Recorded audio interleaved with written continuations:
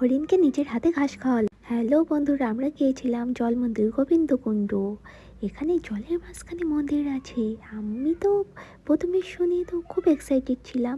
গিয়ে দেখি জাস্ট জলের মাঝখানে একটা মন্দির, তেমন কিছুই নেই, কিন্তু পরিবেশটা খুব সুন্দর ছিল। জলের মাঝখানে মন্দির, আর এখানে একটা মন্দির আছে রাধাকৃষ্ণের, আর তার সামনে কত ফুল গাছ, কত সুন্দর লাগছে। আর তার সামনে কত হরিণ, হরিণকে সবাই পাউরুটি খাওয়াচ্ছে। দেখো কত সুন্দর, তারা কাছেও আসে, সবাই আদর করছে, কিছুই বলছে না। আমি একটু আদর করে দিলাম তাই জন্য। আর বাচ্চারা তো খুব মজা পাচ্ছিল দেখে। আমি হরিণ দেখেছি কিন্তু এত কাছ থেকে কোনো দিন দেখিনি। আর জল মন্দিরটা এই সাইডেও খুব সুন্দর লাগছিল। তারপর আমরা এখানে এই সুন্দর ফুল গাছের ধারে একটু ভিডিও বানিয়ে নিচ্ছিলাম। খুব সুন্দর লাগছিল, রাস্তার সাইড দিয়ে ফুল গাছ তো।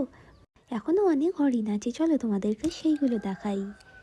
এই দেখো কত হরিণ, সব বসে আছে আর সবাই খাবার তো দিচ্ছে, আদরও করছে। তাই জন্য আমরা ঘাস ছেড়ে নিয়ে হরিণদেরকে ঘাস খাওয়াচ্ছিলাম। ওরা একটুও ভয় পাচ্ছে না, ওরা আরও কাছে এসে ঘাস খাওয়ার জন্য, দেখো খাওয়ার জন্য কী করছে।